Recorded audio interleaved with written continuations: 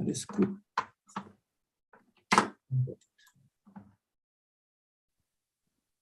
So now we are good, no, Min?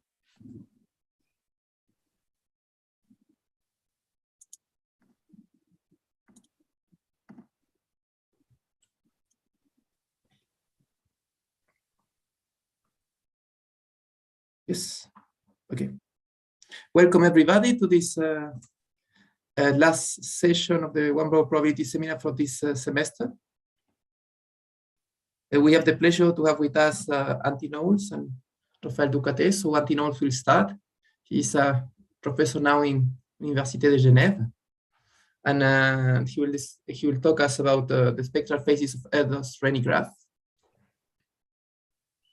Thank you, Avelio and Min. Thank you very much for this invitation. So what I would like to talk about today, so this is the first part of two talks. It's going to be based on recent work with Johannes Alt, Raphaël, and so Raphaël is going to give the second half, but this is of course entirely a joint project between the three of us. So let me start about explaining what the basic question is. So the underlying question is motivated by this universality conjecture for disordered quantum systems. Let me review that quickly just to set the scene a bit. So we are interested in a high dimensional random matrix or random operator, which is Hermitian.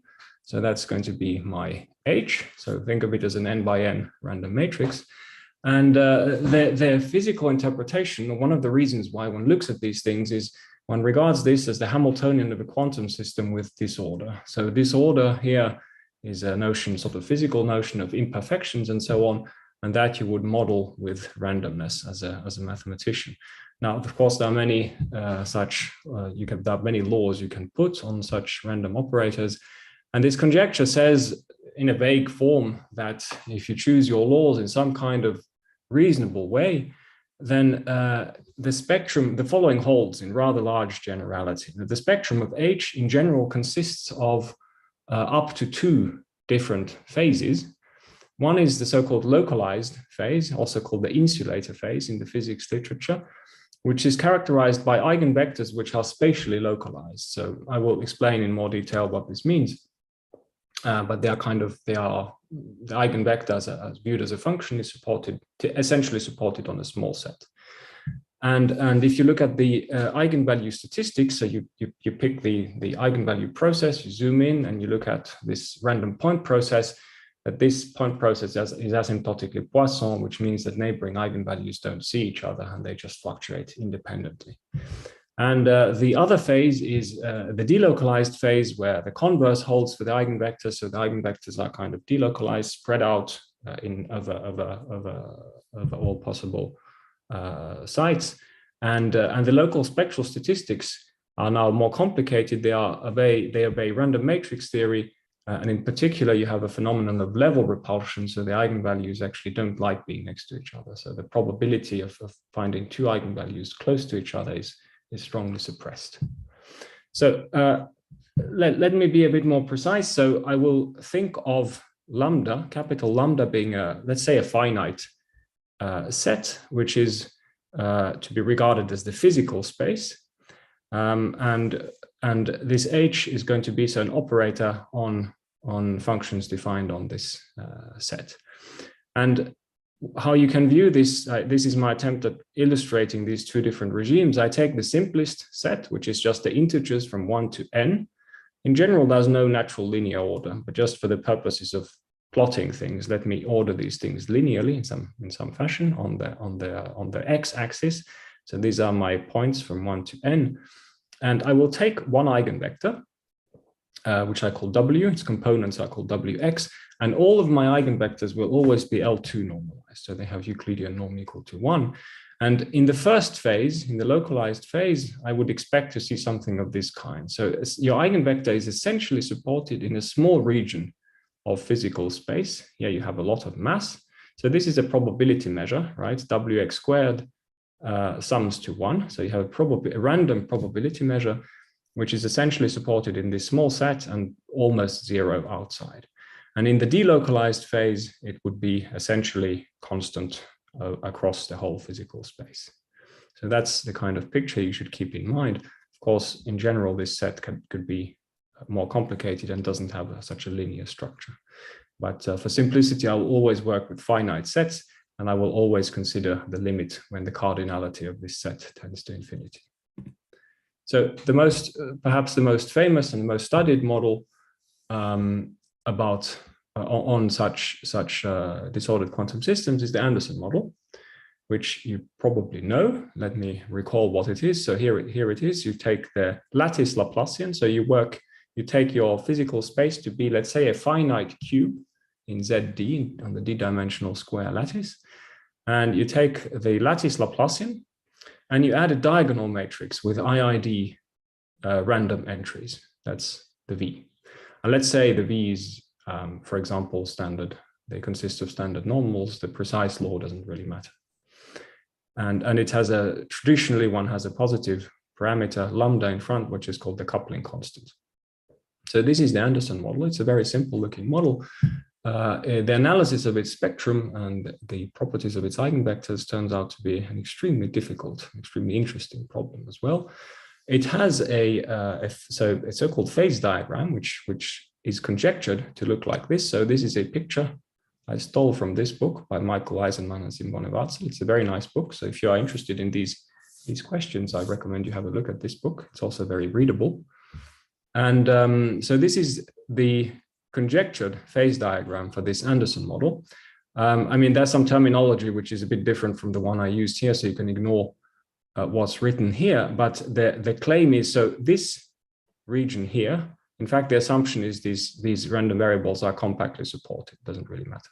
So this cone here is the extent of the spectrum. On the horizontal axis, and this as a helpful reminder for my entire talk, all of the diagrams I will draw, all of the graphs, the horizontal axis is always the same thing. It's always where I am in the spectrum. Okay, so this is the real line where the spectrum lies. And the vertical axis here is going to be this positive parameter, the disorder strength, how essentially the variance of these IID random variables. And so the conjecture is that if you are in this region, so essentially either sufficiently close to the edge of the spectrum here, or if the disorder is strong enough, then you can be anywhere you wish, then you will be in the localized phase. And then you have this bubble-shaped region, which is the complementary region, where you expect to be in the delocalized phase. And there's been a huge amount of work in the mathematical physics and probability community on this model. And by now, there are lots of rather powerful and general techniques to understand the localized phase. This has been very well understood, starting from these pioneering works that I cite here. So there's a very, very good and rigorous understanding of this phase, of course, not in the entire conjectured region, but in both sufficiently near the edge and for sufficiently large disorder. On the other hand, nothing, I think it's fair to say, nothing is understood about the delocalized phase. And it's really on the level that it seems hopelessly beyond reach, in the sense that as far as I know, nobody has even the beginning of an idea of how to address it rigorously. So there's no results. There's basically numerics and some heuristics, but nothing more than that. There's very little doubt that there is such a delocalized phase, and this goes by the name of the extended states conjecture, the proof of such a delocalized phase here. Let me talk about a few other models. So that was one model. There are many other, of course, many other laws you could put on these large high dimensional random operators. I will describe three which have proven very fruitful and which have been studied a lot in the recent years.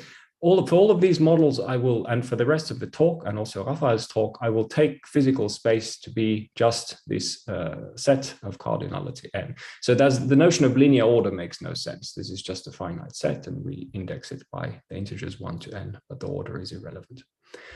The most naive law you could put on this set is the Wigner matrix, where you just take these random variables to be IID. Of course, you have the symmetry constraint, so you only take the upper triangular ones to be independent.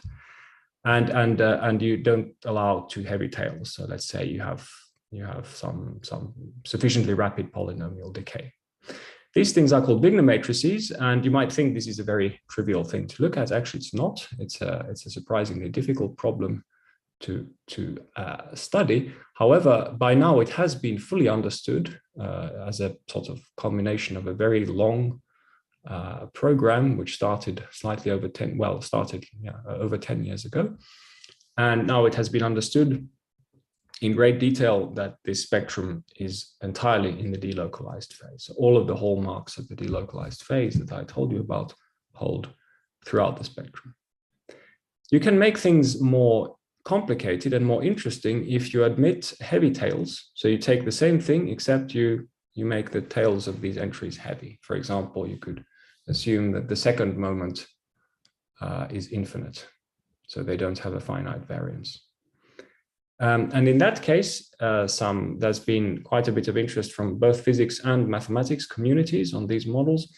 There has been some progress, also rigorous progress, which has established that you will find, depending on the weight of the tails and where you are in the spectrum, you will find sometimes localized eigenvectors, sometimes delocalized eigenvectors, but a complete understanding of a phase diagram is still not achieved to this day.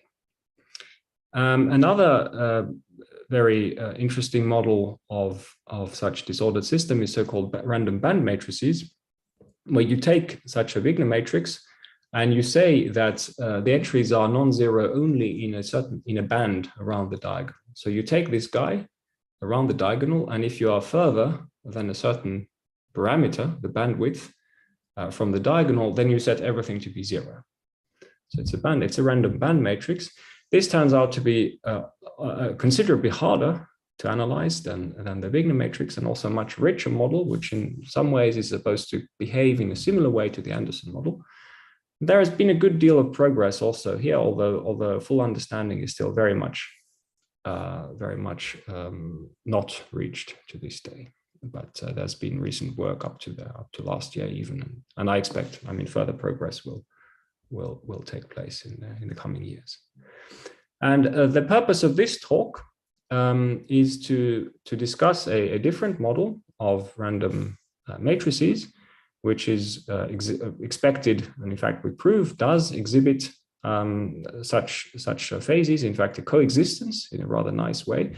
And these models arise from random graphs. And random graphs, through their adjacency matrices, you can regard them as sparse random matrices. So let me start now talk about this model that we'll consider. We take, just for simplicity, the techniques are not tied to a particular model. They are relatively robust. But just to simplify life, let's take the simplest, probably the simplest model of a random graph, which is the Erdős-Rényi graph.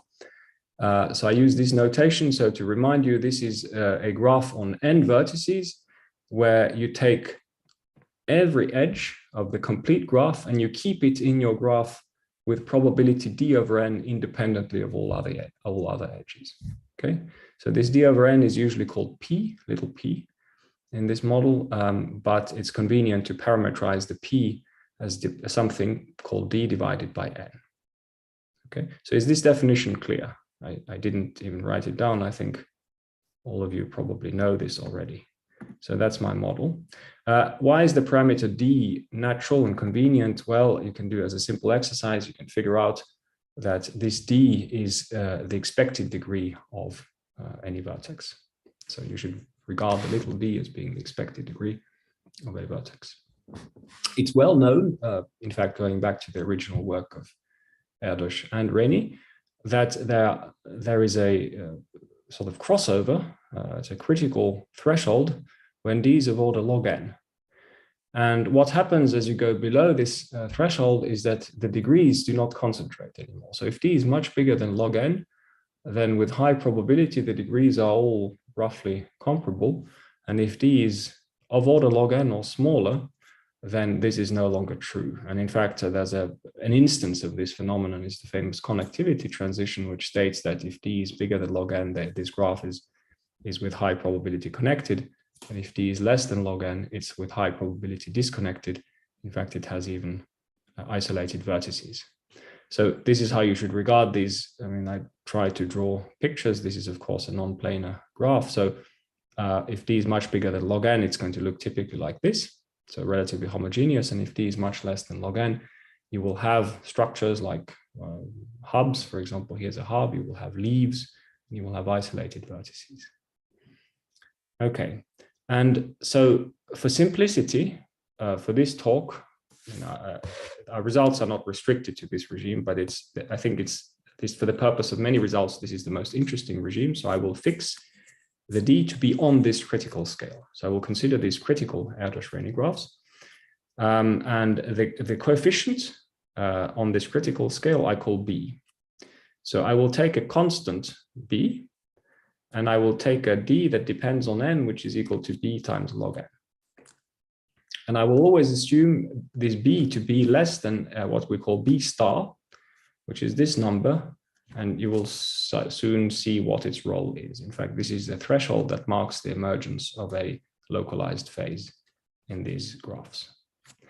And then the random matrix that we will consider associated with this graph is simply the adjacency matrix. Okay, so this is my adjacency matrix A with entries AXY. AXY is 1 if and only if X is a neighbor of Y in my graph. So this is a random Hermitian matrix with entries 0 and 1. And it's convenient to normalize this A by 1 over square root of D, and that's what I will call my H. Okay, so this is now, this is going to be the H I will study. This is another model of quantum disorder based on where you should view this as a model of quantum disorder where the disorder arises from the random geometry of the graph. You see, if you look at the previous models I described, the disorder arose in various ways, and the particular feature of this model is that it arises from the random geometry of this graph. I mean, this graph has a nice geometry defined by the graph metric, and that's the source of the randomness here. Okay, let me now give you, before I talk about the results, let me give you a simulation to sort of indicate what you might expect. So this is a scatter plot. I have taken all eigenvalues of this matrix. I set n to be 10,000. This is pretty much what my laptop stops, where my laptop will stop. And I took this b to be 0.6.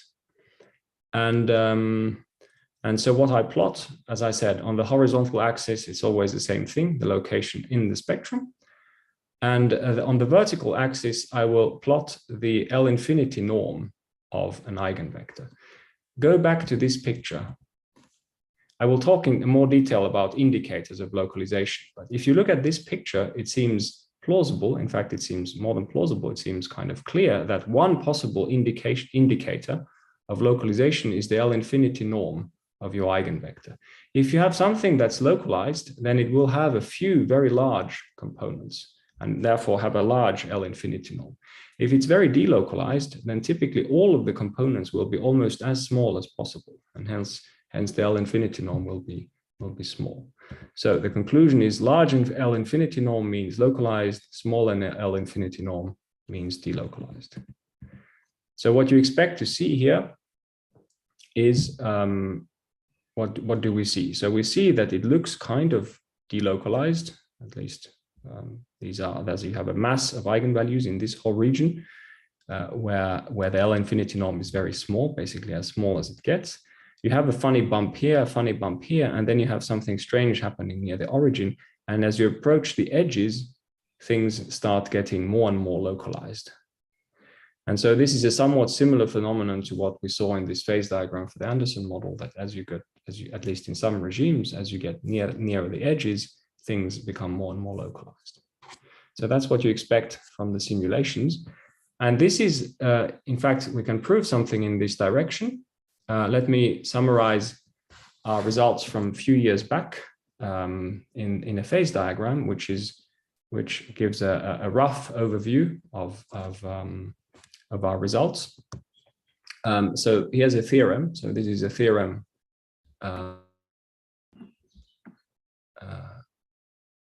I'll have to move this thing out of the way. Okay. So what we proved is that the spectrum is the colored region. So the phase diagram is, as I said, the horizontal axis is always the same. The vertical axis is this parameter b, which is the coefficient in front of the log n in your density.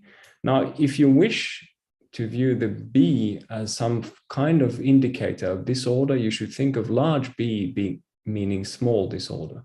The larger the b is, the denser your graph, and therefore the more homogeneous it is.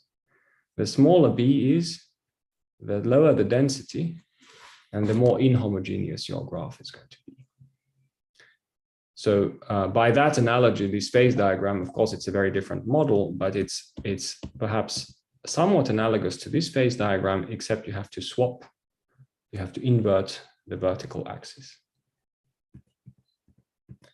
And so what we prove in that the spectrum lies precisely in this colored region. And in this red region, everything is fully delocalized in a strong sense. And in this turquoise region, things are what we call semi-localized. I will define that in a minute, but it's basically a condition that rules out delocalization. So it's the negation of delocalization. And there is a sharp phase boundary here, which is discontinuous in a sense that I will explain to you in a minute. So there's a discontinuous phase transition between these two phases here. This semi-localized phase, it turns out, emerges exactly at this critical value of b star, which is this number here. And well, I mean, there's some amusing stuff happening inside the spectrum also. So the delocalization fails near the edges, starting from this b star, which is where this phase appears. So that's clear. It remains true at the origin down to 1, and below 1, it also fails at the origin. And this is optimal. One can show that there are localized states near the origin, which, if you recall this picture, you see them here. I mean, these are very, very localized states. And this 0.6 is below 1. Okay, so let me now be slightly more precise. So how does one make this notion of localization versus delocalization or semi-localization? What does this mean? So one very convenient and very popular way to measure these things that also comes from the physics literature is to consider these localization exponents. So for any q strictly bigger than 1, possibly infinity, you define a number dq, which is easy to see is always between 0 and 1, through the following expression. So this is all at finite n. This is just an algebraic definition of dq. So you see this generally depends on n. You take the 2q norm of w. I remind you that w is L2 normalized. So you take the L2q norm of w, and you look at how this thing scales with n. And essentially, you call the exponent dq. Now, we don't usually call this exponent dq. One usually adds this prefactor for convenience. The reason behind the choice of this prefactor is the series of following 3 remarks, which you can do as very simple exercises if you are interested. The first remark, and these remarks hold for all q, for any q bigger than 1, less than or equal to infinity, that w being localized at a single site is equivalent to dq being 0. And the w being perfectly delocalized, which means that the value of wx does not depend on x, it's a constant. All x's have exactly the same weight. This is equivalent to dq being 1. So these are the two extremes. From complete localization to complete delocalization means dq goes from 0 to 1. And now if you take a w, for example, which is uniform over n to the gamma sites, gamma is a fractional exponent, this implies that dq is equal to gamma for all q. And for this reason, it's convenient to introduce this, to pull out this factor here, to make sure you get something that does not depend on q in this scenario. And now I can be a bit more precise. So delocalization in this diagram, and in fact, usually in the jargon of random matrix theory, simply means that d infinity is equal to 1. It's up to some small error which tends to 0 as n tends to infinity. And semi-localization means the converse of this. So even in the limit, so uniformly in n, this d infinity is separated from 1. Okay, so there's some positive constant c such that d infinity is less than or equal to 1 minus c. Okay, so that's the those are the definitions of what these two phases mean. Now, armed with these definitions, let me give you a plot. Antti, just one question. So if you go back, I'm following the chat. Here, sorry, okay, you have just an implication of uniform over n gamma yes. sides. So this is not an if and only if, or it's just a typo? It's I hope it's not. So it's not a typo in the sense it's intended, and I think it's correct that you can, if you wish, as a further exercise, you can work out, you can try to find a vector for which dq is equal to gamma, which is not of this form. Okay. So this is a very special form. Somehow these are the two opposite extremes. You cannot go further than 1 and you cannot go further than 0. So this kind of pushes you to the absolute edges of this very high dimensional space of all possible eigenvectors. This is somewhere in the middle, and this is just one scalar quantity. So in fact, this parametrizes a huge kind of family of possible eigenvectors. And this is just one example, one representative in this family. And I have one question, is that so here you are taking one eigenvector, no? Yes. This W is just, but then somehow you are taking n to infinity. Yes. So when you are taking n to infinity, like you cannot take the same vector. That's a good point. Yes. So what the statement is that yes. How should one think of this? You should think of it that you fix a point in the spectrum.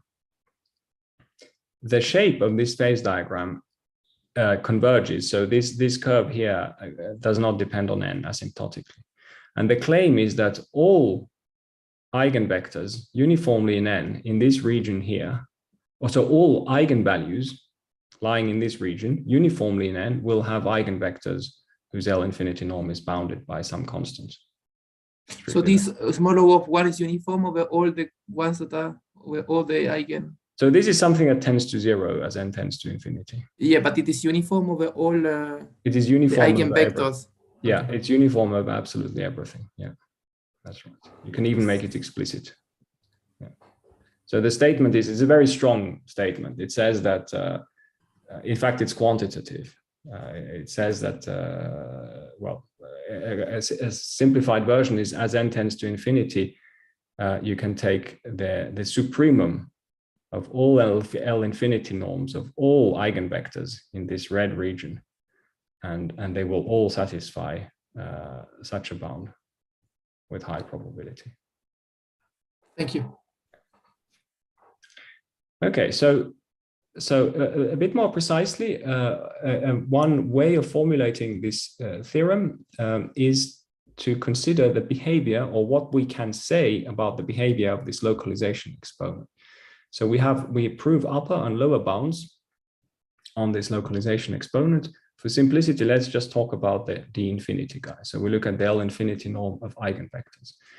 So I will plot that. I will give this plot, and let's just look at the neighborhood here. I mean, here we know what it does. In the red region, we know it's equal to 1 up to a small error. So let's look at what happens around this transition and up to the edge of the spectrum. And here is the plot. Okay, so this 2 is the edge, is the location of this the phase boundary. Lambda max is just the name for the largest eigenvalue, so the edge of the spectrum. So I'll be plotting this part here on the spectrum, and what we prove is for this, for example, for this value of b, is that this d infinity exponent has to lie in the blue region. So it has to lie somewhere where there's blue. So if you are below, so in this red phase, it has to lie at 1 asymptotically. It's a lower bound and an upper bound. It's equal to 1. We know exactly where it is. In the semi-localized phase, we don't have matching upper and lower bounds. In fact, one of the topics of, in fact, the new result I would like to talk about is a matching lower and upper bound in a certain subregion of this phase. But for now, this is in our previous work, we had an upper bound, which is non-trivial, and well, the lower bound is the trivial one. And this upper bound is sufficiently non-trivial that it establishes a discontinuous phase transition in the sense of this localization exponent, the infinity. So this thing has a right limit, and it's strictly less than 1. So we know it has to lie, this localization exponent, for any, with high probability. You can take any eigenvalue which lies in this region, and the associated eigenvector will have to have a localization exponent lying somewhere in this blue region. Okay, so that's one way of stating the theorem. Now, I would like to say a few more words about the structure of these eigenvectors in the semi-localized phase, because they have a rather clear geometric structure.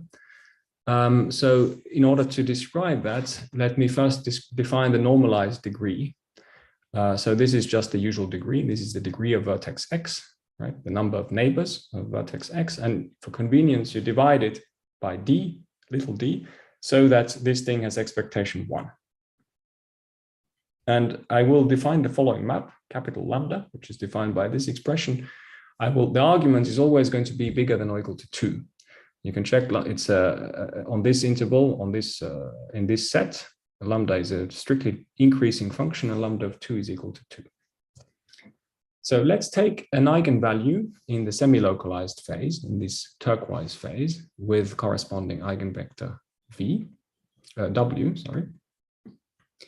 And the claim is that the eigenvector W will have a rather clear geometric structure. It's going to be essentially localized in a small region of your set of vertices, and that's in the neighborhoods of these so-called resonant vertices. So that's this set W lambda. It's the set of all vertices which have a normalized degree greater than or equal to 2, such that this lambda of alpha x is close to little lambda. Now, this little of 1 here, I just put it in for readability reasons. In reality, it's some explicit quantity tending to 0, but it doesn't really matter what it is. Okay, so this is what we call the set of vertices in resonance with lambda. So you should think of this capital lambda of alpha in some sense as being an energy associated with a vertex of large degree. And this is the set of all vertices whose energies are close to the energy of the eigenvalue lambda that you chose. Then the claim is that you can find a radius which is much bigger than 1, meaning it tends to infinity as n tends to infinity, but not too fast, such that around each vertex in this set of resonant vertices, you can find a profile vector, which has a very simple, of course, it's a random vector, but it has a very simple form. It's supported in this small ball. You should think of R being small. In fact, you can take R to be anything that goes very, very slowly to infinity. And the supports of these vectors are going to be disjoint. And moreover, this eigenvector V lies essentially in the linear span of these guys. Okay, so if you take the projection of W onto all of these profile vectors centered at the resonant vertices, you get essentially 1. Okay, so W lies, this eigenvector W lies in the linear span of this small low-dimensional space, and moreover, these profile vectors V, in fact, they have a rather explicit structure. They are essentially radial and exponentially decaying in the graph distance. So, for example, you have such exponential decay. So alpha x is bigger than 2, so this is this decays exponentially in R. This is a slightly more precise statement of what the semi-localized phase looks like. So this is an attempt at illustrating the structure of this phase. Of course, the geometry of this graph is impossible to draw, at least for me, but this is a cartoonish drawing. So the blue thing is the graph itself, in fact, the giant component. I'm not interested in anything else, so let's just look at the giant component. And in this graph, you will have these white dots, which is a small set of resonant vertices. And around every resonant vertex, you have this exponentially decaying profile vector, which is depicted by this sort of decaying intensity in blue. And these things are disjoint with high probability. So that's what the semi-localized phase looks like. And in fact, this upper bound that I showed you in this graph here is a simple corollary of the number of such resonant vertices. This can be estimated, and that's how we get our theorem once we've proved this result here. So this still leaves open the question, do you actually have localization? So how is the mass spread out among all these balls? I mean, the balls, of course, there are far fewer resonant vertices than total vertices, but the number of these resonant vertices is still tending to infinity. And you can imagine two generic scenarios, sort of opposite extremes. One would be the localized scenario, where in fact the mass is entirely focused or concentrated in a single ball, this one here, and there's none around here. You see, this theorem tells you nothing about the relative distribution, about these individual numbers here. It just tells you that if you take the projection onto this whole space spanned by this v of x's, you get 1. But it doesn't tell you anything about the individual numbers appearing in this sum. So you could ask yourself, are all of these 0 but 1? Or are they all roughly of the same size?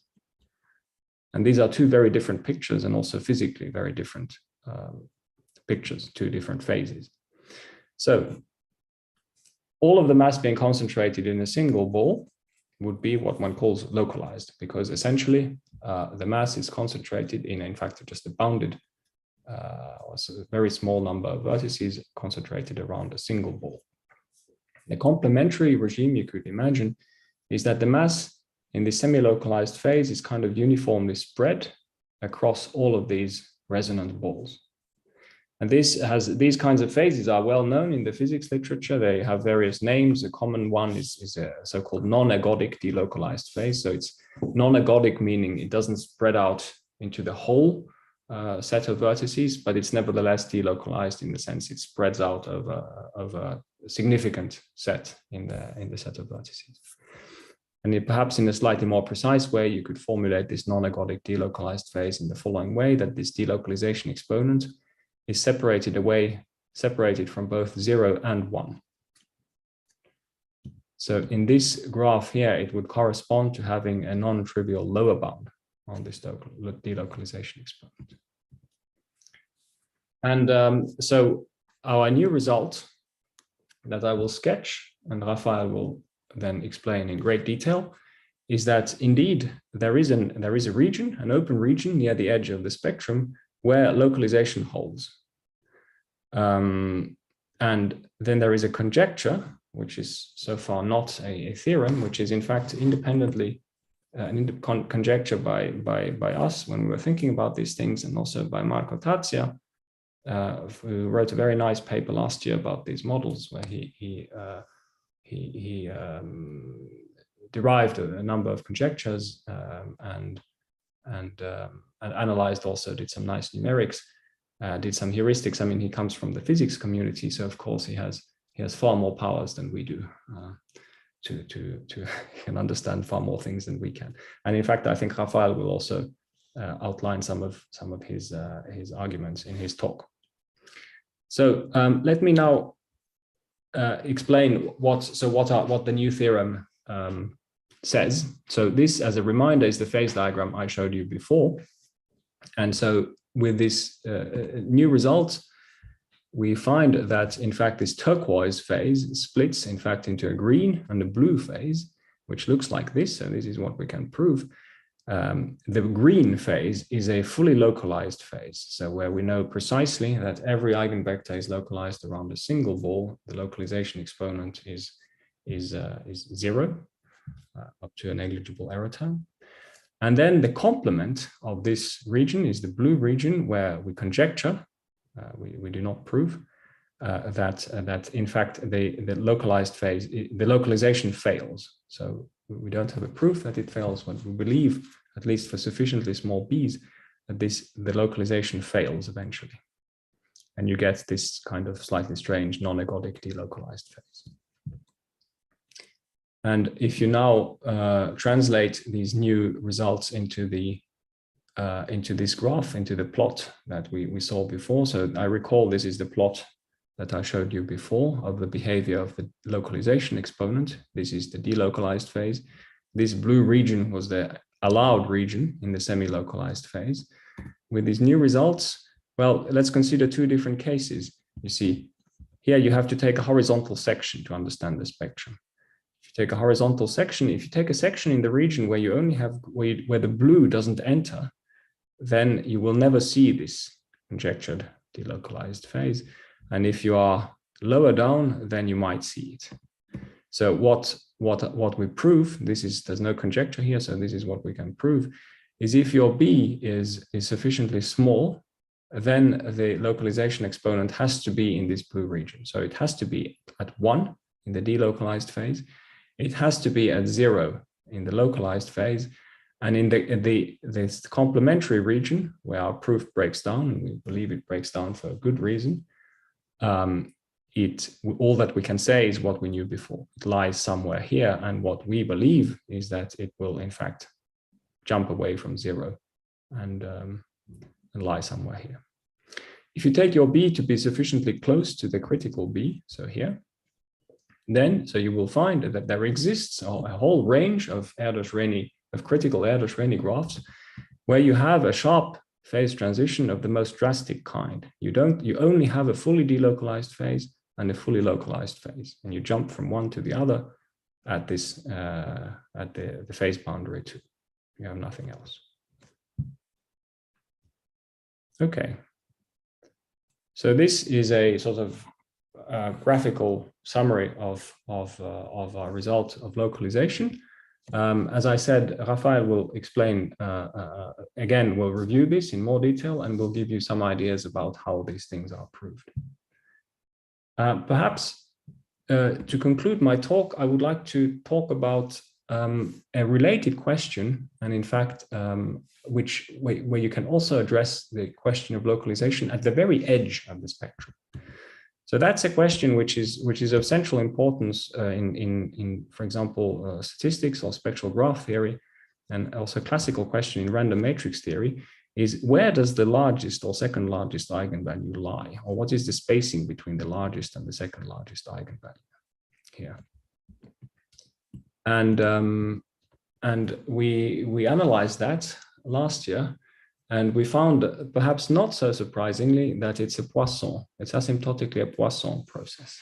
So the precise statement is the following. So you can find deterministic parameters. I mean, these are not so important. They are explicit, relatively explicit functions of D and N, such that this rescaled point eigenvalue process, so what I call phi. So how do I do my rescaling? It's just the usual affine rescaling you do whenever you want to analyze point processes, limits of point processes. I take an eigenvalue, I subtract essentially what is the expected edge of the spectrum, and then I blow it up by a factor that I call d tau.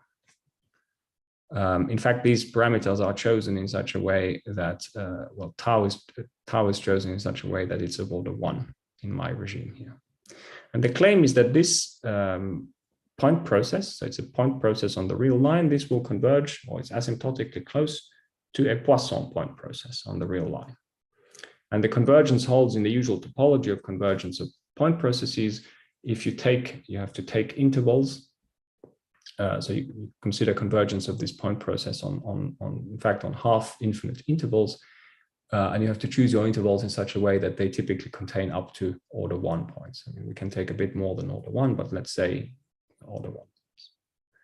So as a corollary, you get all the usual corollaries you get if you know the convergence of a point process. For example, you get the asymptotic equality in law of for example, the 10 largest eigenvalues. You know that they're given precisely by the 10 largest values of this Poisson point process. So what is this Poisson point process? It's a very explicit guy. So it's of course, as a Poisson point process, it's entirely determined by its intensity. And here is the intensity. So this G is the density of the standard Gaussian. This is just a standard Gaussian. And what you do is you take the standard Gaussian, so S is the argument of the density, you take standard Gaussian and you shift them along this lattice. So this L is just goes over all integers. And these are these parameters. So U is a parameter, theta was also an independent parameter. So you take these Gaussians shifted by this regular value on a lattice. And the twist is that you weight them according to this these geometric factors. So you can see as L becomes very large, this guy will become very large. U is bigger than 1. So you get these kinds of bumps. So this is the tail distribution function of this measure rho. So it looks like this. You get these Gaussian bumps at regular intervals, and it grows geometrically as you go to minus infinity. So that's what you find. And as a corollary of this result, or working a bit more, but this is sort of the main thing to prove, you get a few facts which were perhaps not entirely expected, at least to us. The first one is that follows immediately from looking at this guy, is that the top eigenvalue, unlike what you might expect, is not governed by a Gumbel law. It's governed by the corresponding extreme value statistics of this intensity, which is not Gumbel. It's not, in fact, it's not any of the classical 3 laws of extreme value statistics from this Fisher-Tippett-Gnenko theorem. Another also perhaps surprising conclusion from the analysis is that, I mean, the top eigenvalues, as we saw, they are related to the vertices of large degrees. So you might expect that the largest eigenvalue is going to be associated with the vertex of largest degree, but that's not true in general. So there's not a one-to-one correspondence between large degrees and large eigenvalues. The largest eigenvalue might well arise from the 10th largest degree. In fact, with positive probability, uniformly as n tends to infinity, the largest eigenvalue might arise from the 10th or the 3rd or the 20th largest degree. And finally, if from this result we can prove a form of localization which is in a much more restricted region than what Raphaël is going to talk about, only really just at the edge, but one can deduce basically for free that these largest 10 eigenvectors, so the eigenvectors associated with the largest 10 eigenvalues, are completely localized, which essentially follows relatively easily once you know this Poisson process, which gives you a form of level repulsion or lower bounds on the spacing between consecutive eigenvalues. Raphaël will explain how this... Sorry, what is SI? Oh, so SI, so yes, indeed. So let me explain now what these notations are. So slightly more precisely, so the statement says that you can find, for every such eigenvector, you can find a unique vertex. This is really unique, such that the profile vector I talked about before is basically equal to this eigenvector. Now, what is this profile vector? It is the following expression. You take, so SI, to answer your question, is the sphere of radius I around the vertex X. Okay, in the graph metric, always in the graph metric. So you consider shells around your vertex X of increasing radii. This is the normalized vector on the ith shell. And you just put these weights. And here's how the weights are defined. These are exponentially decaying weights. So this is a radial exponentially decaying function around that vertex X. And that's what the eigenvector looks like. And Raphaël will tell you that, in fact, the same picture holds far further into the spectrum, into a whole open region of this phase diagram. And he will show you that there the proof is completely different. One cannot use this Poisson distribution, which holds only near the edge. Okay, so I think this is probably a good point to stop. So I will do so, and I thank you very much for being here and for listening. Thank you very much, Antti. So are there any questions?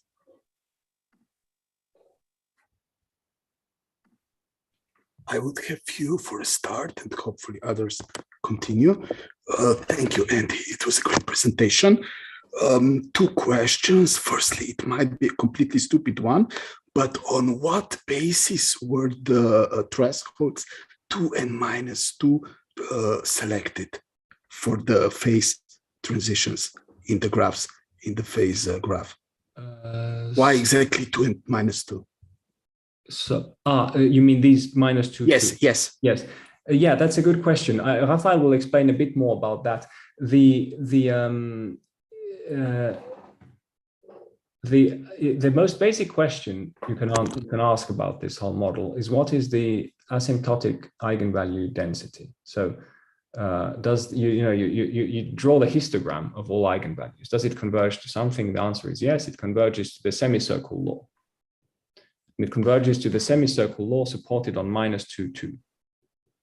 Okay.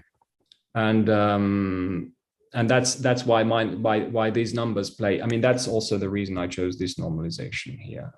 If I go back here, that's why this normalization is convenient. Otherwise, it would not have a limit as n tends to infinity, or add d or n tend to infinity. Okay. So this is the edge of the semicircle law, and so this semi-localized phase. These are all eigenvalues which are invisible in the limit as n tends to infinity. In fact, the total number of eigenvalues in this semi-localized phase is going to be a fractional power of n. So with an exponent strictly less than 1. So this is something that you will not see. They will have a negligible contribution to this, to the limiting eigenvalue density. So you don't see them if you ask this very, very basic question. But they do form an entire phase here with a number of eigenvalues, which is a fractional power. Okay, thanks. And secondly, to which extent is this based on just Erdős-Rényi conjecture? I mean, could this be extended to random graphs in more general sense? Yes. So this is not specific to the Erdős-Rényi model at all. I mean, one could extend this to other models of random graphs, and the techniques are, I think, relatively robust. I mean, you need some features. I think they should be of kind of Erdős-Rényi type, in the sense that all of what I told you here is certainly wrong, for example, for d-regular graphs.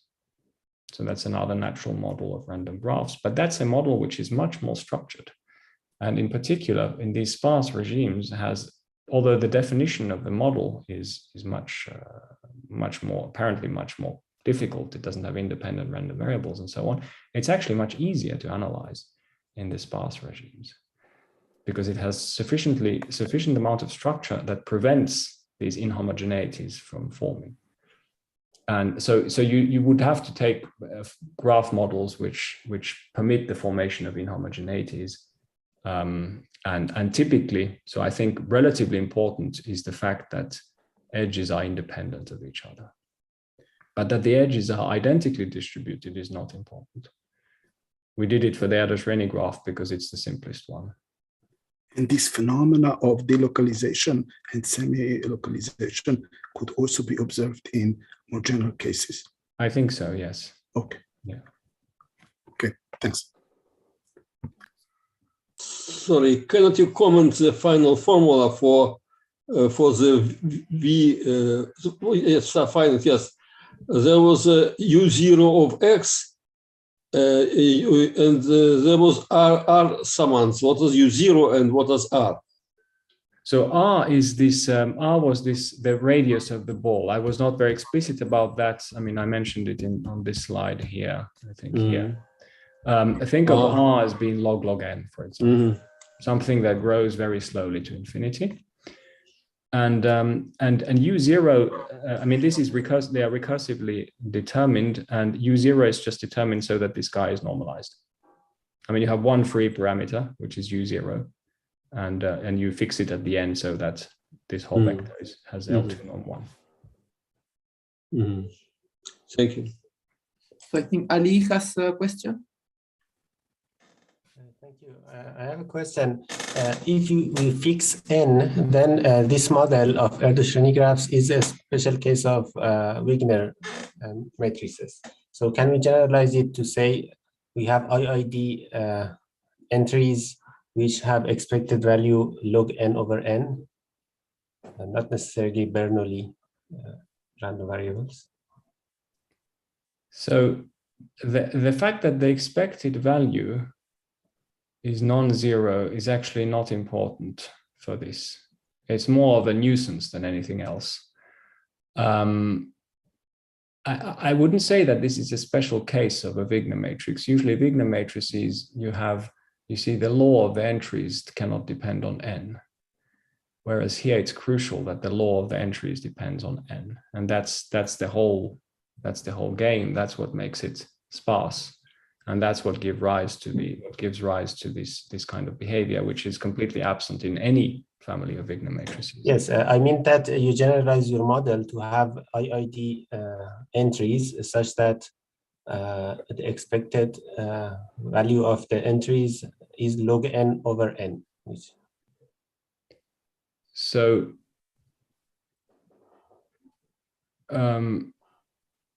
you can do that, but it depends a bit on the law. I mean, if you I don't know if perhaps what you mean is you could take a general sparse random matrix where you don't just take 0, 1 entries, but you allow a general law, which would amount to multiplying, giving all edges of this graph a weight, which is an IID random variable. And this is something one can do. In fact, the behavior of this matrix is very similar to what I described here. Okay, thank you. If you just take a Wigner matrix, your favorite Wigner matrix, and you shift it by setting its expectation to be whatever you want. I mean, you could set it to be log n over n or 1 over n or n to the 1 million. It will not change its behavior in any fundamental way. So it will still behave like a Wigner matrix, and none of what I said here will be true. Okay, thank you. So I had a small question, and it's what happens when you work with directed Erdős-Rényi graphs? Oh, yeah, that's a good question. That's a very different story.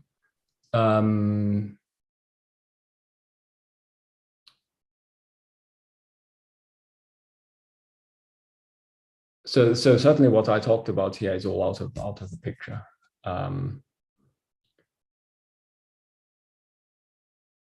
And in particular, there's a remarkable phenomenon that you see here, the semilocalized phase. So first of all, the spectrum is not real, right? It's complex. And at least in these levels of this regime of sparsity, it's known that the asymptotic eigenvalue density is the circular law. So it's just a uniform distribution in the unit disk. And what is remarkable is that there, unlike here, all of the eigenvalues will converge, will be inside that unit disk. None of them will be outside, So it's like just an IID matrix. So in that sense, it behaves just like an IID matrix, and the sparsity plays no role for such issues. Yes. Now there are some results on delocalization of such sparse non-Hermitian matrices, but that's perhaps a lengthier story. But you don't expect to have this kind of phase diagram, and the physical. I mean, these non-Hermitian matrix models are very interesting. They have lots of important applications and interpretations. But the motivation that I started off with as a Hamiltonian of a disordered quantum system doesn't really make sense in that case, because Hamiltonians are self-adjoint. That's just a fact of Mother Nature. Thank you. So I propose that, Ali, do you have another question, or just left your hand up? No, that's it. Thank you. Okay. So I propose that we thank Antti by unmuting ourselves and giving a big.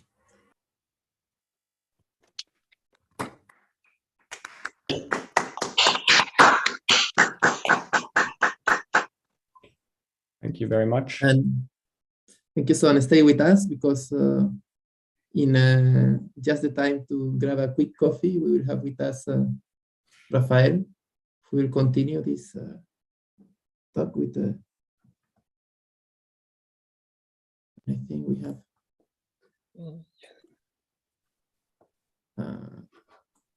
so is it the first one, which is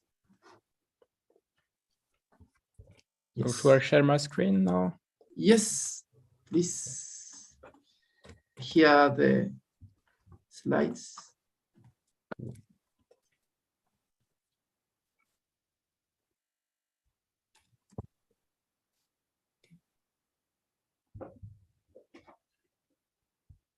Yes, perfect.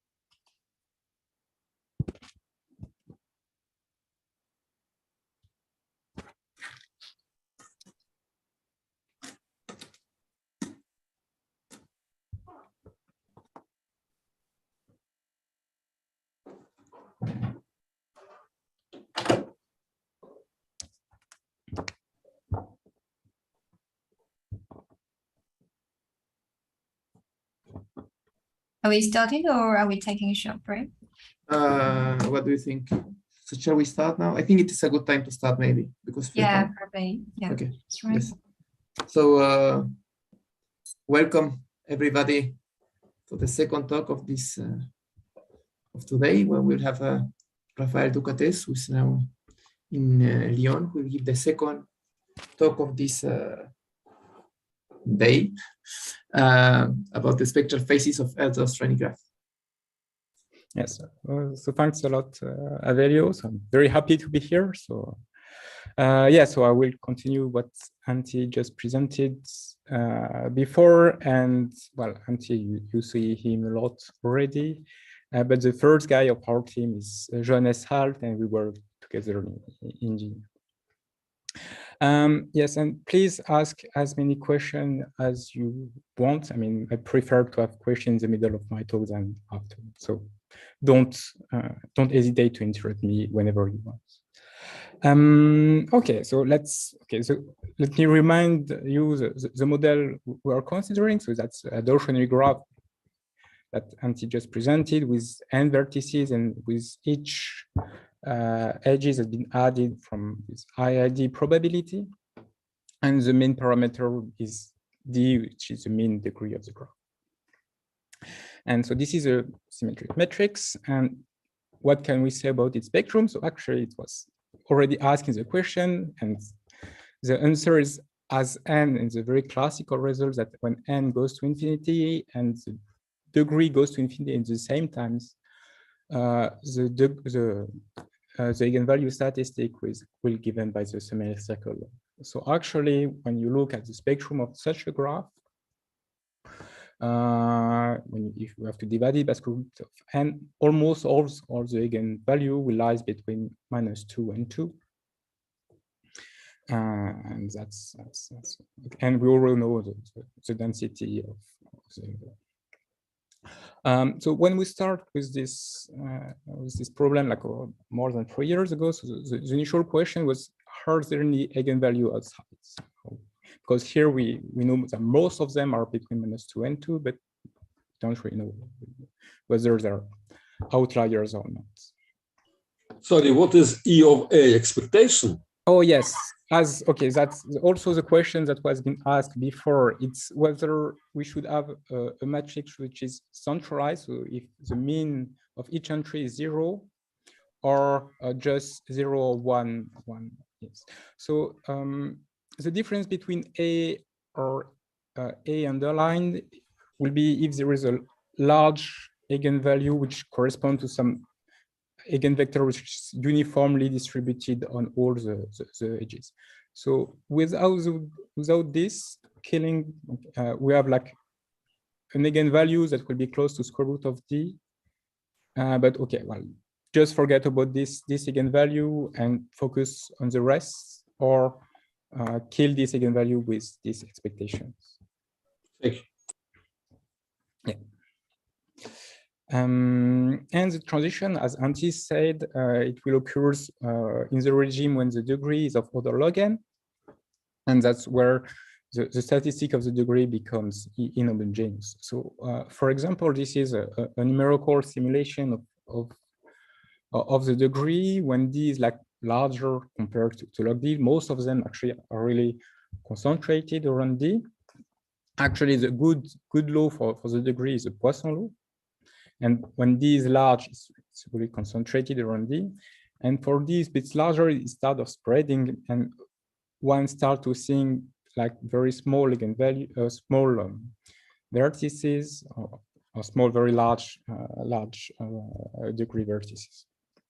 And actually, hardly all anything that I will talk about later in this talk are related to these vertices that has large degree, and that appears here in this case. And actually, we can count how many there are. So there is, once again, if you know the law of each degree, which is like a Poisson, you can compute the probability that you observe such a large degree and count of them. And there are a polynomial number of them. So and because, once again, because of Poisson, actually the power in the polynomial is completely explicit and quite simple. And well, and as a nice application, for example, of this formula is you can predict what is the largest degree of the graph, so what appears here. Well, we just ask whether this is larger or equal to 1, and it gives a simple equation to solve. So let's state again somehow the main first theorem that now is like 3 years ago that we proved with Johannes Salt and Antti Knowles, that the spectrum of such a graph is given by the semicircle law and with eigenvalues that correspond one-to-one with large degrees. And large degrees means vertices with the mean degree, so dx is a degree, is strictly larger than 2. So I will explain later why 2 appear here. And that was the predicted like eigenvalues that Antti presented 10 minutes ago. And our results that these are the only ones. So really, if you look at your spectrum, you have a part which corresponds to the semicircle, which corresponds to, which is bounded by between -2 and 2, and some outliers which only comes from large degree in your graph. And in particular, we have a transition which is explicit. Is do we have such large degree in your graph? And once again, it depends on the mean degree. So when d is large, as explained Antti, your graph will be more homogeneous, and actually you will never see such large degree in your graph. And if it's so, well, I mean, all your eigenvalue will correspond to the semicircle law, and to be bounded between -2 and 2. And for these smaller, then you start seeing such large degree, and actually the largest eigenvalue will correspond to somehow the largest degree in your graph at first. And okay, I should mention that also this transition has been predicted by Tikhomirov and Youssef in independent work from others. So that's the picture that Antti presented already. So when b is large, all the eigenvalues lies between -2 to 2. That's actually because there is no large degree, and for smaller, well, we start seeing some eigenvalue size. And actually, this curve can be computed explicitly from this. Okay, now let me give you an hint why alpha larger, strictly larger than 2, and why this explicit expression appears. Well, okay, so we should try to understand what occurs locally around large degree, because that's our guess and understanding. So fix some vertex with large degree and make an exploration around it. So look at a ball around that, and a very good approximation, it will be a tree. And actually, Galton was on tree with Poisson law explorations. And moreover, because D is large, we can assume that most of the degree, except for the center, will be close to D. So maybe a good picture for a ball around any vertex actually will be a tree which is regular, so that each vertex has the children. Right. So in this ideal case, can we compute some of the eigenvalue? Well, we have a symmetry here is because of symmetric birotations.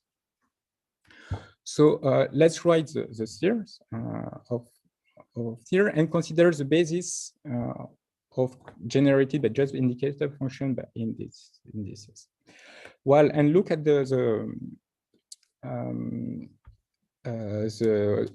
how graph looks like in this basis is very simple, just a 3x3 matrix.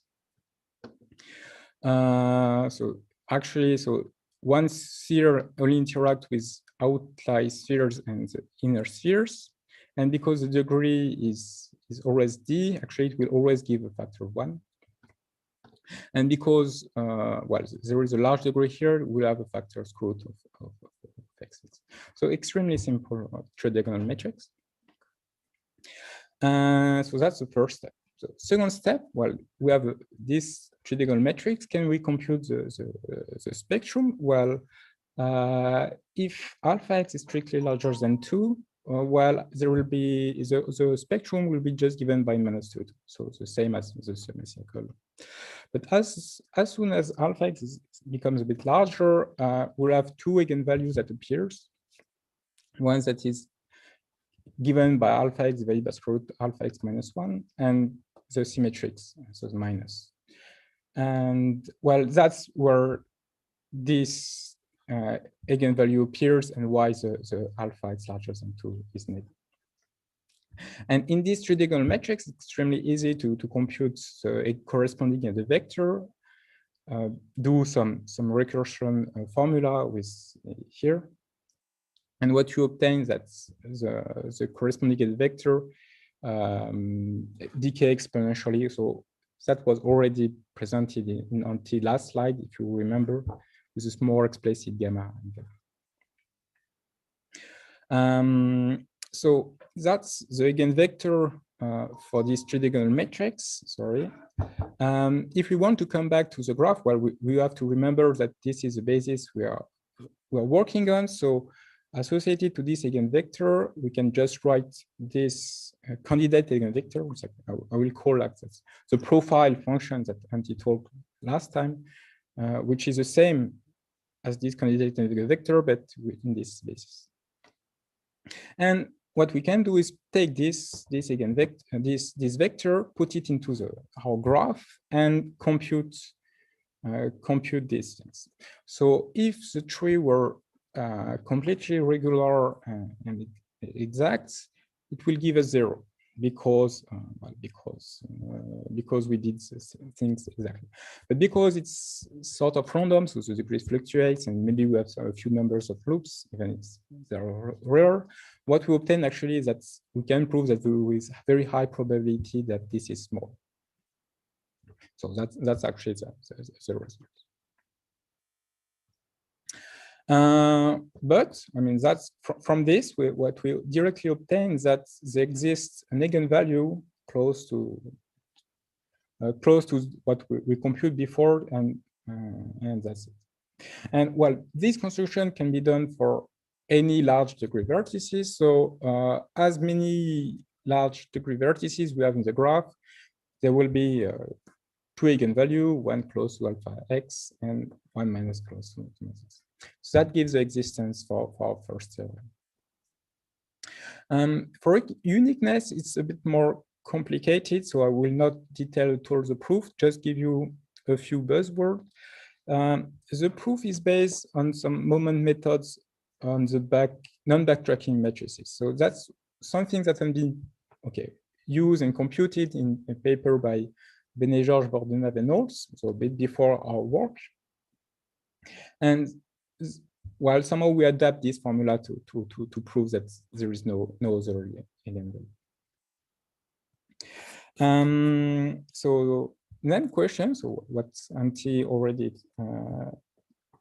asked, and that I repeat the question, do we have localization? So because I sort of give you a sort of nice candidate eigenvector, a very naive question, and naive guess would be that the real eigenvector of the graph, the real associated is such a lambda, will be very close to the candidate eigenvector.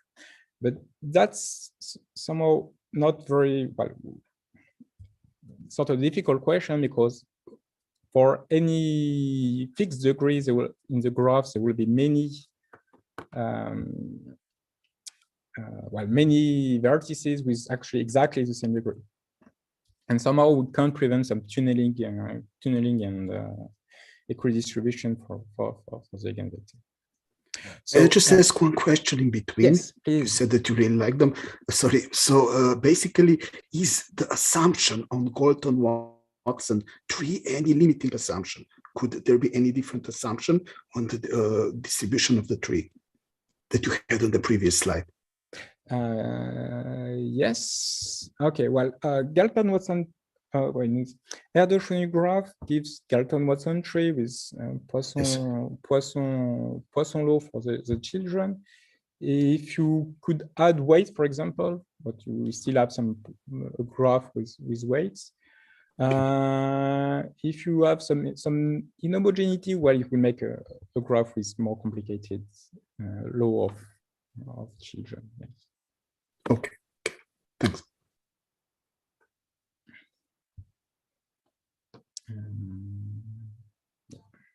So when we want to prove localizations, for example, when working on understand models, what can we do? So the standard rule of thumb is just always thinking of this extremely naive 2x2 matrices. So in these 2x2 matrices, we can, of course, diagonalize it and look at the eigenvector explicitly. And if lambda 1 minus lambda 2 is very large compared to the off-diagonal term, then the eigenvector will be close to the initial basis, U1 and U2. And we call here localizations. On the other hand, if the off-diagonal is much larger than the level spacing between lambda 1 and lambda 2, then the corresponding eigenvector will be spread half by half on the two parts of the. And here we will have delocalizations. So what maybe we can think of some also very simple lemma, but a bit more general and more usable when we consider a block matrix. So think of your space as a sum of two subspaces, and for any vector, you can divide it into two parts. So one belonging to the first space, second one to the second space, and write M in this block matrix. And if omega is an eigenvalue of M, of eigenvalue lambda, then we can bound the part which is supported on the second space, corresponding to Z, by these things, which is part which needs the off-diagonal terms, so, and some of the resultant from the Z and Z. So in a way, our strategy to prove localization will be always the same thing. So try to prove that omega is small, so that we will call rigidity, and also have to prove that the eigenvalue of Z are far away from the one from X. So here we'll also call that somehow the level spaces. So from this lemma, we can first naively try what we have from with our estimate from the analysis we just did, and actually it's far too weak. So if we try with X as a simple simple candidate eigenvector, so the space generated by just a single vector. What we have for off-diagonal term is the rigidity that we presented before. So that's correspond to these parts. That's the off-diagonal term. I mean, that's a bound for the off-diagonal term. But these are for the log n. So log n is not that great, especially because we know that there will be many similar large degree vertices. So actually, we have just from the previous analysis, no lower bound for the level spacing, but actually something worse, and it is polynomial. So the polynomial kills the logarithmic, and that just doesn't work.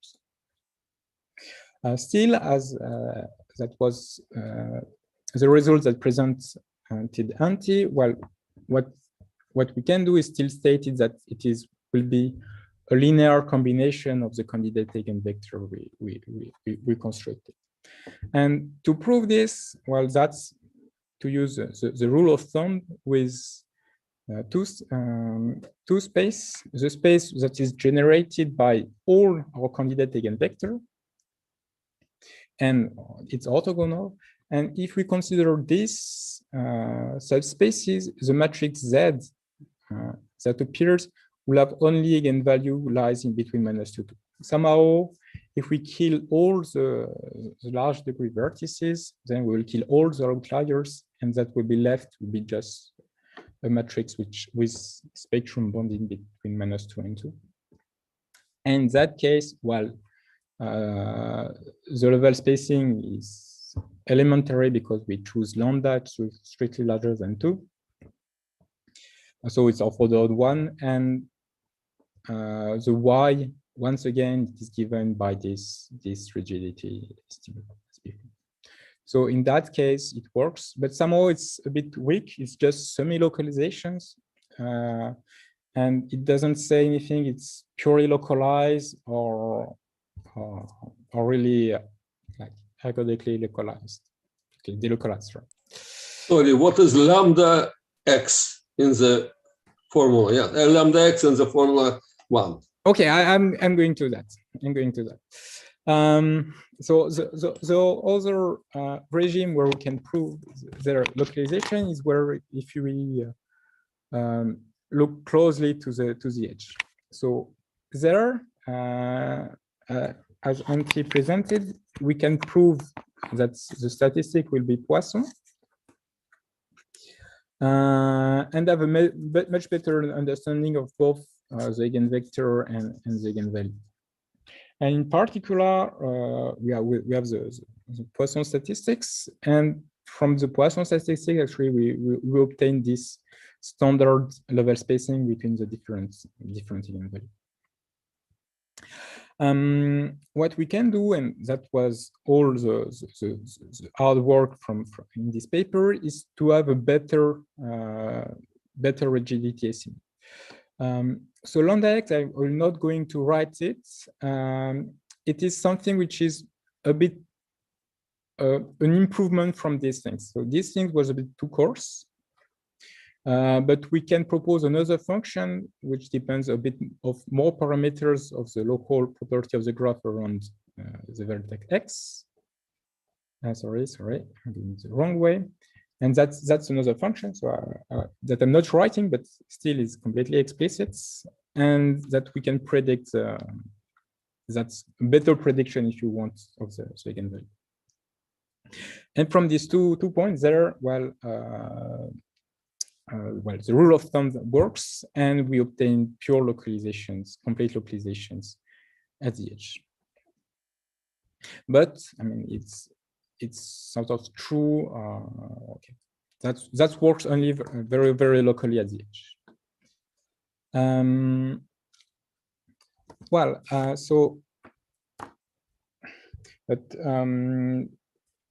So now I want to speak a bit some heuristics. So do we really have localization or delocalizations in these blue regions? So there is some, as also mentioned in the paper in the presentation of Antti, of Marco Tasia. of what we could expect. So let me just present you some of the heuristics. So we are in the situation where we have an eigenvalue strictly larger than 2. And there we have a polynomial number eigenvalue. Okay, if one fix a level spacing, so let's delta fix a level spacings, let's lambda x fix, also fix x.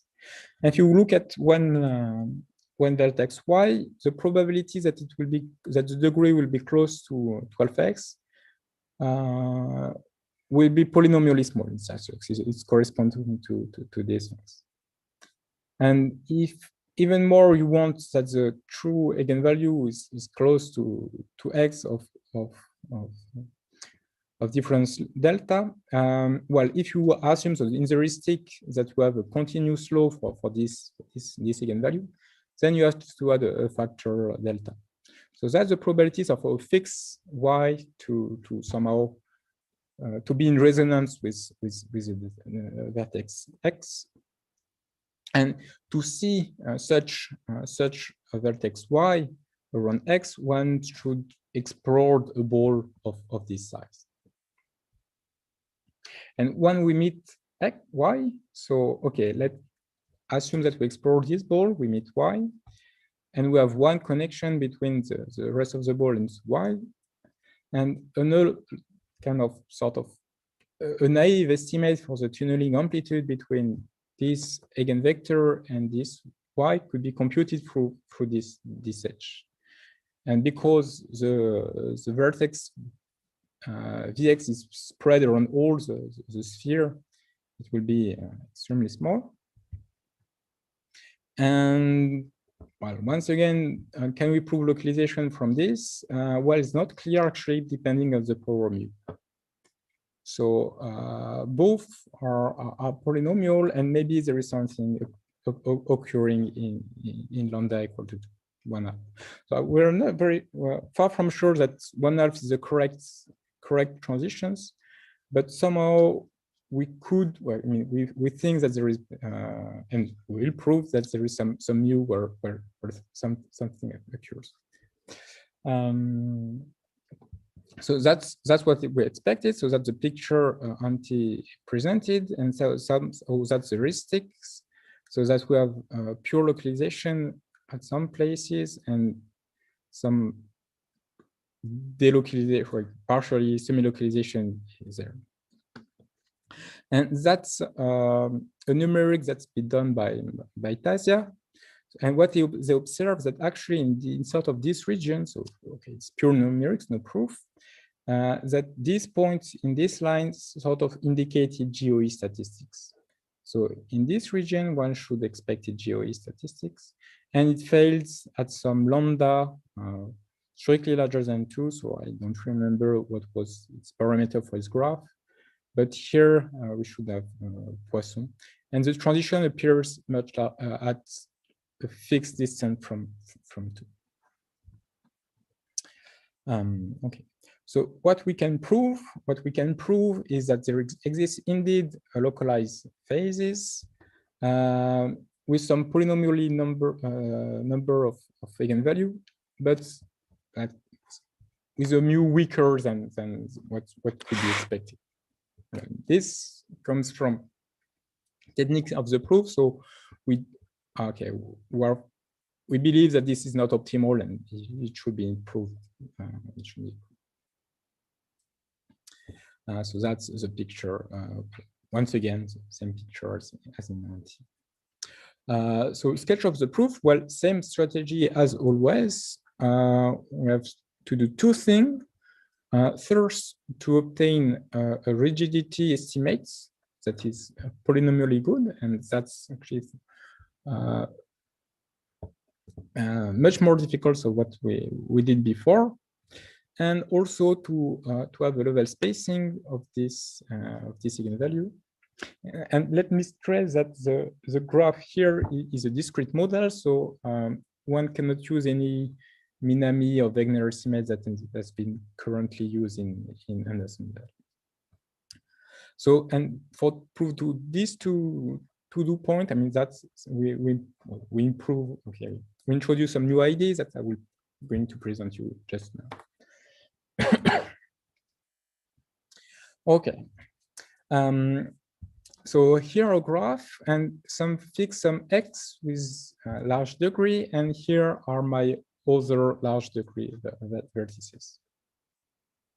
And at first, just kill all the connection between the large degree and the rest. So what we obtain here is a graph, so the Erdős-Rényi graph, but where there is only one big vertex, big degrees. Well, in that case, we can look at its eigenvalue and its eigenvector, and well, because it has nowhere to tunneling and to delocalize it, so this eigenvector actually will be correctly localized around X.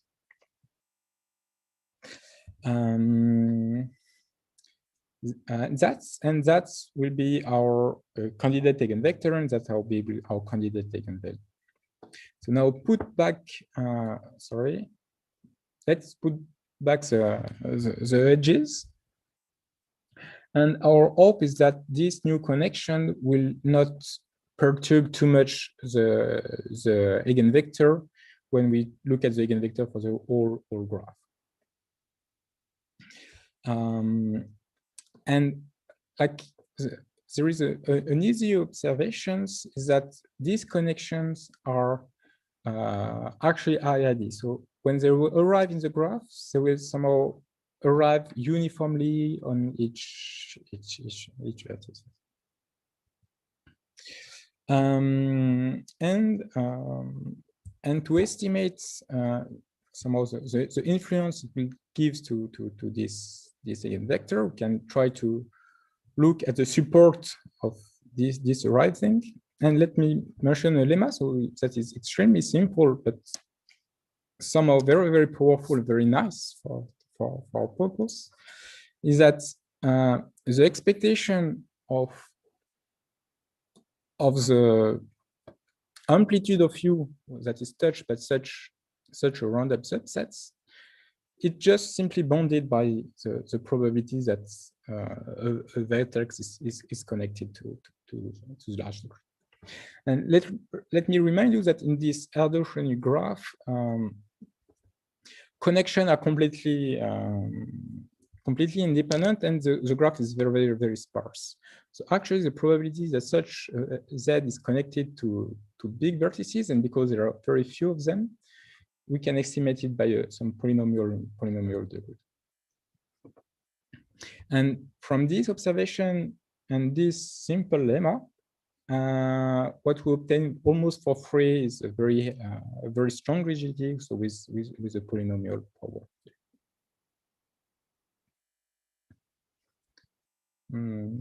Maybe some question? Okay, so let me continue. Okay, so that was for the rigidity. Let me talk about now the level spacings. So what we have to prove is that the eigenvalues are far away to one to another. So let's just start with two vertices with high degree, and we want to bond. We want to prove that they are far away, at least from a polynomial space. That's the level spacing is polynomial in N, and we want to prove that this probability is also bounded by some polynomial, because we will do some union bound. So that's the proposition that we have to prove. And okay, so that's the strategy of the proof. So that we will consider our graph. So we only keep two of these vertices with high degree, and around the ball around Y. So not too small, but not too large ball. We'll just remove all the connections. So we have an isolated ball here and the rest of the graph.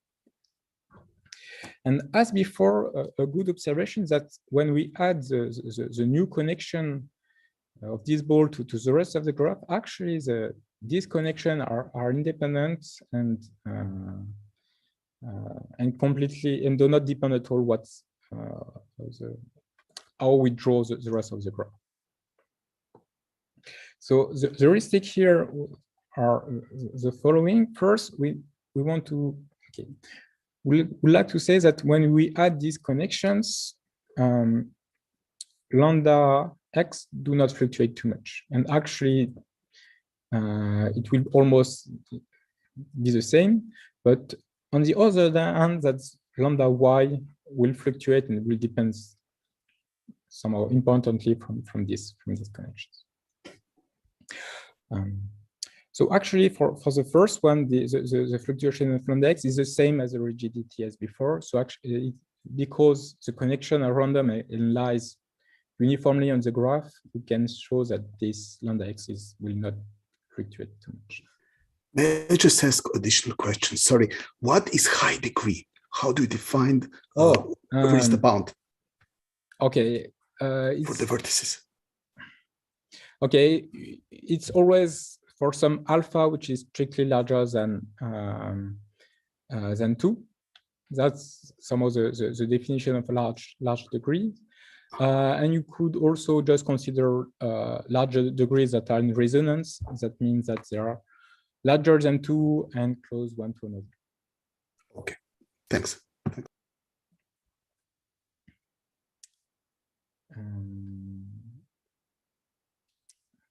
Yes, so what we are going to prove here is that lambda y is a random function of these connections, and it's not like a constant function of these connections, and it fluctuates. So we could write another definition of lambda y. So lambda y is an eigenvalue, and from the Shaw complement formula, lambda y is an eigenvalue is equivalent that this for z equal lambda y, that this it should be equal to 0. So if we have these conditions and lambda y an eigenvalue, it implies that we can find for some z. And once again, we should think of z as fixed. That there is a fixed z which is close to lambda x, and such that these things are also very small. So from this, we now go to just green function, and what we have to prove is fluctuation of these green functions. So I will consider different graph. So actually, so that's the total graph, but for the Shaw complement formula, we killed all the connection edges, and that's the graph we're considering. So this will be hy, where it is the same matrix, but where we disconnected y, and we can do this procedure over and over. So kill again the vertices, and well, this was a small ball, but you should think of big balls where we can kill the sphere one after the other. And in a tree, so if it were really a tree, so forget about the outside graph, we'll have a recursion formula for this resolvent. So once again, it is by the Shaw resolvent formula, which explain the value of one entry of the green functions depending on the outsides. So that's the formula. And well, it's a bit more complicated, but this can be made rigorous. So in a way, and by iterations, we can be able to express lambda y, and depending on these green functions that go inside the balls.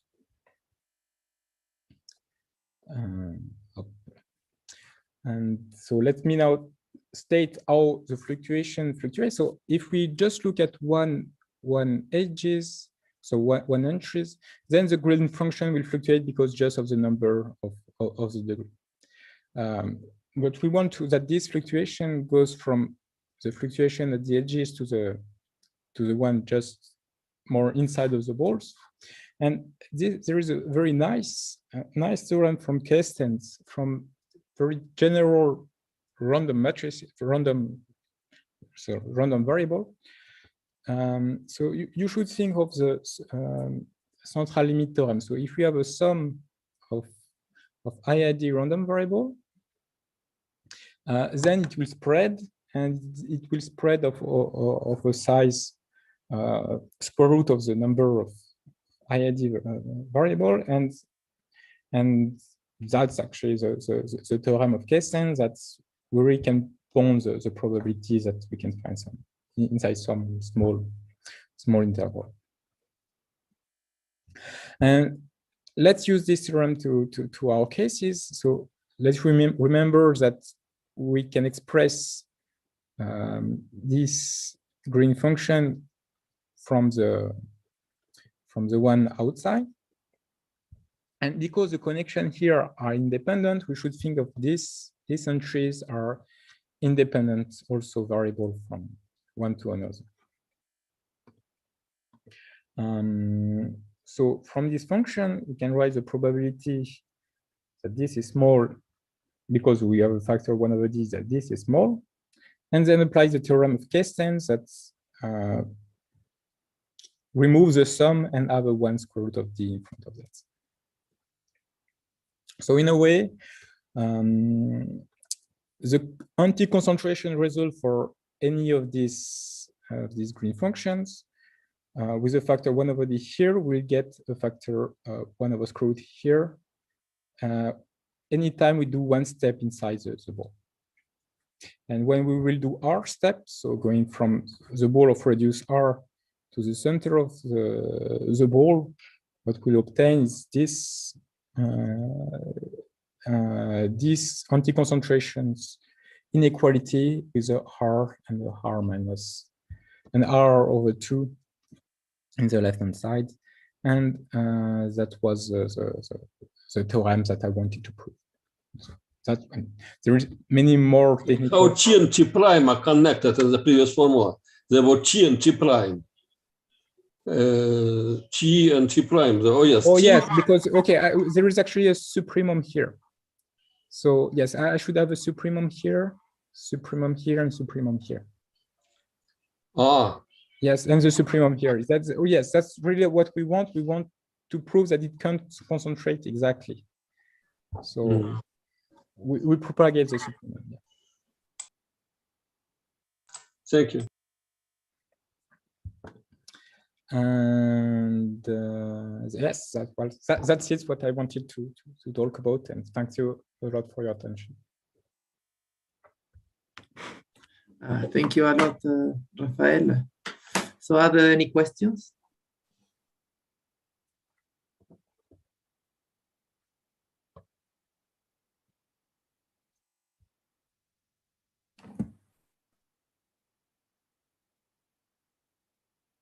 So I had so Massimo has a question, I think.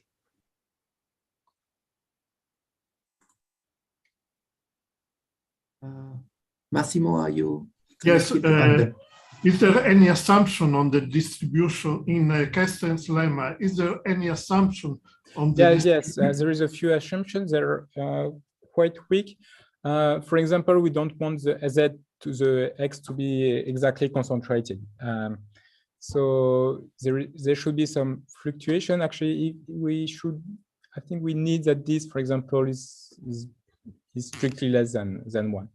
Because, for example, if a trivial example, if Xi are is concentrated in a 0, then yes. I didn't write the hypothesis.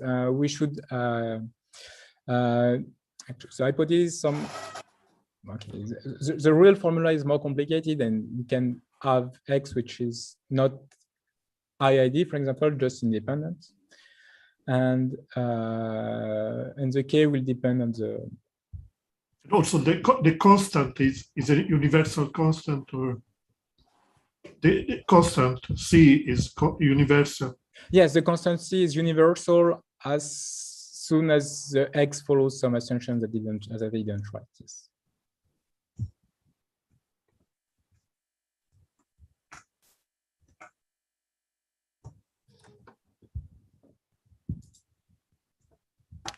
So Andre,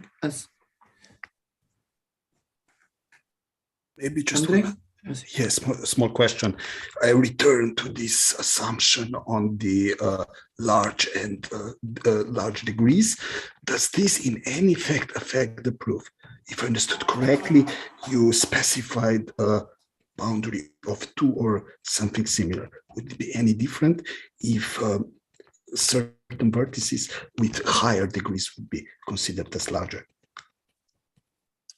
Yeah, so Probably this not, but okay, so this can be do actually for any fixed fixed vertex. So yes. we don't really use that. We have high degree here, but in the very end, what we will do is a union bond. So we need that when we do the union bond, we don't kill the probability that we have. So. So in a way, we have to restrict ourselves to a small set of vertices, and that's the reason why we have just something with n for mu, with mu less than 1/10, and not something like much bigger. Okay, thanks. So just a really stupid question. So if I understand correctly, like this delocalization comes from these big vertices. So I was wondering whether something could be done, let's say, if the graph were to be planar. So you take like a random planar maps instead of Erdős-Rényi. So in this case, like, is it always localized in the regime, or there will be some? Well, sorry, can you repeat the question? So the question was, I was wondering with this story with planar maps, with random planar maps. So if you take the adjacency metrics of a uniformly chosen planar map, yes, then one would expect that everything is localized, or? Okay, I never thought about it. Okay, well, my first question will be, what is do we have a similar result as a semicircle law for such a model? So can we have the density of the eigenvalues for such a model? Maybe